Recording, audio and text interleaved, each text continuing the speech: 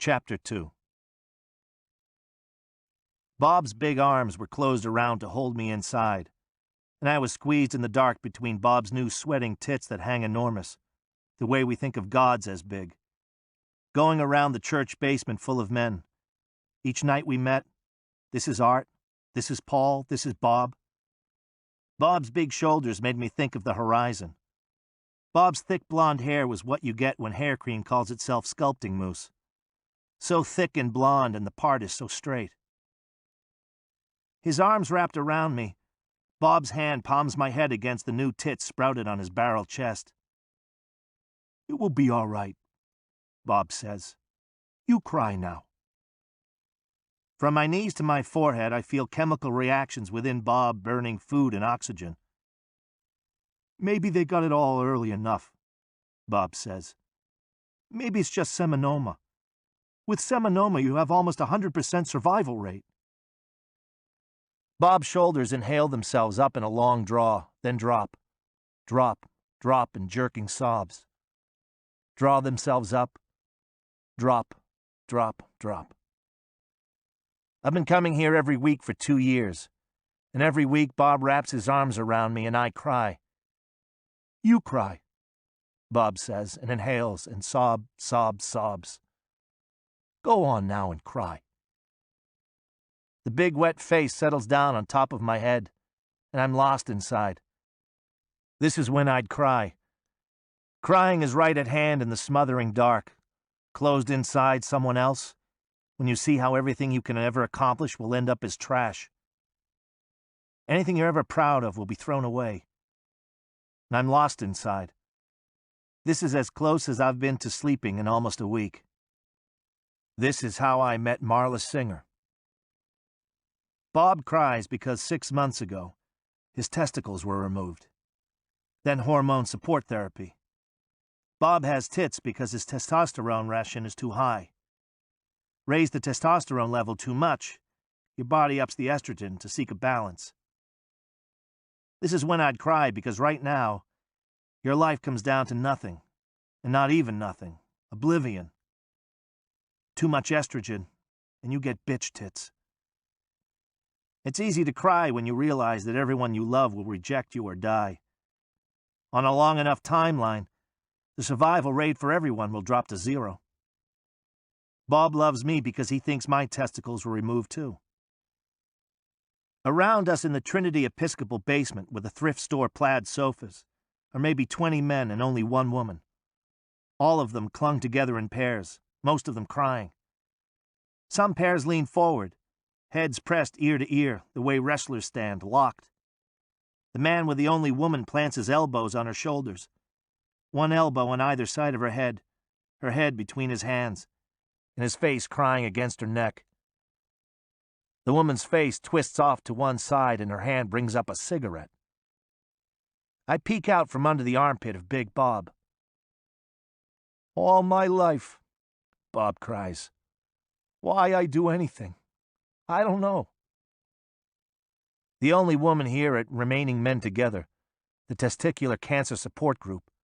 This woman smokes her cigarette under the burden of a stranger, and her eyes come together with mine.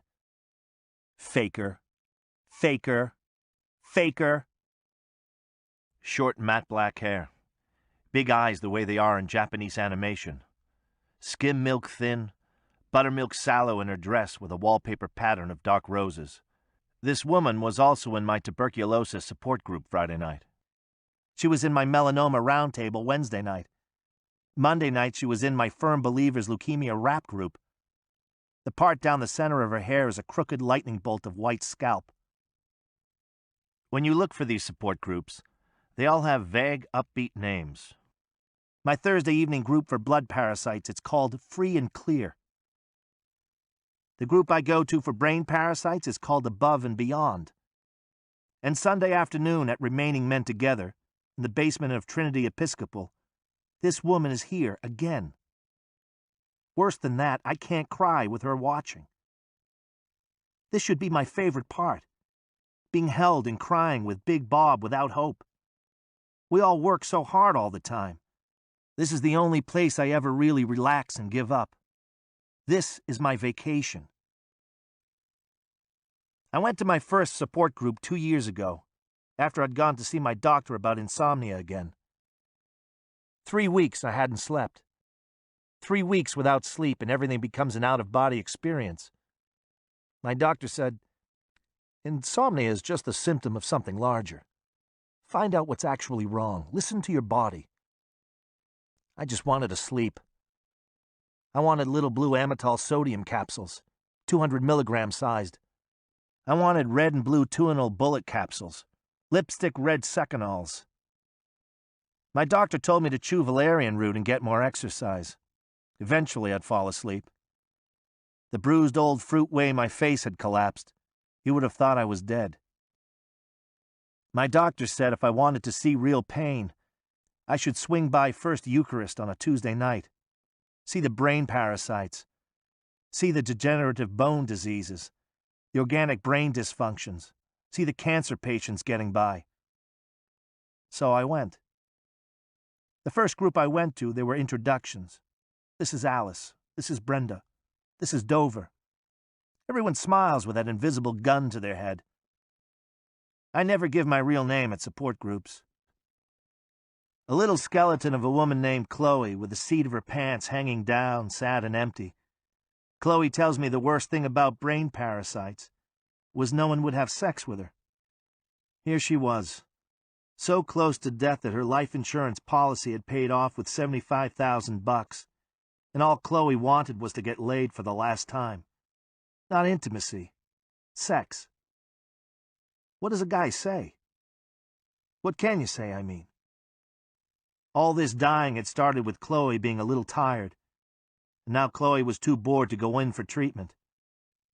Pornographic movies. She had pornographic movies at home in her apartment. During the French Revolution, Chloe told me, the women in prison, the duchesses, baronesses, marquises, whatever, they would screw any man who'd climb on top. Chloe breathed against my neck. Climb on top. Pony up, did I know. Screwing past the time. La petite mort, the French called it. Chloe had pornographic movies, if I was interested. Amyl nitrate, lubricants. Normal times I'd be sporting an erection. Our Chloe, however, is a skeleton dipped in yellow wax. Chloe looking the way she is, I am nothing. Not even nothing. Still, Chloe's shoulder pokes mine when we sit around a circle on the shag carpet. We close our eyes. This was Chloe's turn to lead us in guided meditation. She talked us into the Garden of Serenity. Chloe talked us up the hill to the Palace of 7 Doors. Inside the palace were the 7 doors, the green door, the yellow door, the orange door. And Chloe talked us through opening each door, the blue door, the red door, the white door, and finding what was there. Eyes closed, we imagined our pain as a ball of white healing light, floating around our feet and rising to our knees, our waist, our chest. Our chakras opening, the heart chakra, the head chakra. Chloe talked us into caves where we met our power animal. Mine was a penguin. Ice covered the floor of the cave and the penguin said slide. Without any effort, we slid through tunnels and galleries. Then it was time to hug. Open your eyes. This was therapeutic physical contact, Chloe said. We should all choose a partner. Chloe threw herself around my head and cried. She had strapless underwear at home, and cried. Chloe had oils and handcuffs, and cried as I watched the second hand of my watch go around 11 times. So I didn't cry at my first support group 2 years ago. I didn't cry at my second or my third support group either. I didn't cry at blood parasites or bowel cancers or organic brain dementia. This is how it is with insomnia.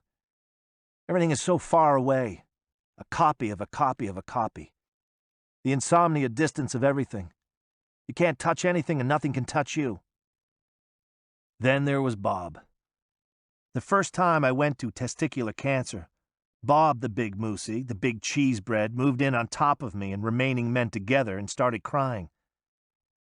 The big moosey treed right across the room when it was hug time. His arms at his side, his shoulders rounded. His big moosey chin on his chest. his eyes already shrink-wrapped in tears. Shuffling his feet, knees together in visible steps, Bob slid across the basement floor to heave himself on me. Bob pancaked down on me. Bob's big arms wrapped around me. Big Bob was a juicer, he said. All those salad days on Dianabol and then the racehorse steroid Wistrol. His own gym. Big Bob owned a gym. He'd been married 3 times. He'd done product endorsements. And had I seen him on television ever? The whole how-to program about expanding your chest was practically his invention. Strangers with this kind of honesty make me go a big rubbery one, if you know what I mean. Bob didn't know. Maybe only one of his huevos had ever descended, and he knew this was a risk factor. Bob told me about post-operative hormone therapy. A lot of bodybuilders shooting too much testosterone would get what they called bitch tits. I had to ask what Bob meant by huevos. Huevos, Bob said. Gonads, nuts, jewels, testes, balls. In Mexico, where you buy your steroids, they call them eggs. Divorce, divorce, divorce, Bob said, and showed me a wallet photo of himself, huge and naked at first glance, in a posing strap, some contest. It's a stupid way to live, Bob said, but when you're pumped and shaved on stage, totally shredded with body fat down to around 2%, and the diuretics leave you cold and hard as concrete to touch. You're blind from the lights and deaf from the feedback rush of the sound system, till the judge orders, "Extend your right quad, flex, and hold. Extend your left arm, flex the bicep, and hold." This is better than real life. Fast forward, Bob said, to the cancer. Then he was bankrupt. He had 2 grown kids who wouldn't return his calls. The cure for bitch tits was for the doctor to cut up under the pectorals and drain any fluid. This was all I remember, because then Bob was closing in around me with his arms, and his head was folding down to cover me. Then I was lost inside oblivion, dark and silent and complete. And when I finally stepped away from his soft chest, the front of Bob's shirt was a wet mask of how I looked crying. That was 2 years ago, at my first night with remaining men together. At almost every meeting since then, Big Bob has made me cry. I never went back to the doctor. I never chewed the valerian root. This was freedom. Losing all hope was freedom. If I didn't say anything, people in a group assumed the worst. They cried harder. I cried harder. Look up into the stars and you're gone. Walking home after a support group, I felt more alive than I'd ever felt. I wasn't host to cancer or blood parasites. I was the little warm center that the life of the world crowded around. And I slept. Babies don't sleep this well. Every evening I died, and every evening I was born. Resurrected. Until tonight. 2 years of success until tonight. Because I can't cry with this woman watching me. Because I can't hit bottom. I can't be saved. My tongue thinks it has flocked wallpaper and biting the inside of my mouth so much. I haven't slept in 4 days. With her watching, I'm a liar. She's a fake. She's the liar. At the introductions tonight, we introduced ourselves. I'm Bob, I'm Paul, I'm Terry, I'm David. I never give my real name. "This is cancer, right?" she said. Then she said, "Well, hi, I'm Marla Singer." Nobody ever told Marla what kind of cancer. Then we were all busy cradling our inner child. The man still crying against her neck, Marla takes another drag on her cigarette. I watch her from between Bob's shuddering tits. To Marla, I'm a fake. Since the second night I saw her, I can't sleep. Still, I was the first fake, unless maybe all these people are faking with their lesions and their coughs and tumors. Even Big Bob, the Big Moosey, the Big Cheese Bread. Would you just look at his sculpted hair? Marla smokes and rolls her eyes now. In this one moment, Marla's lie reflects my lie, and all I can see are lies, in the middle of all their truth. Everyone clinging and risking to share their worst fear, that their death is coming head-on, and the barrel of a gun is pressed against the back of their throats. Well, Marla is smoking and rolling her eyes, and me, I'm buried under a sobbing carpet. And all of a sudden, even death and dying rank right down there with plastic flowers on video as a non-event. "Bob," I say, "you're crushing me."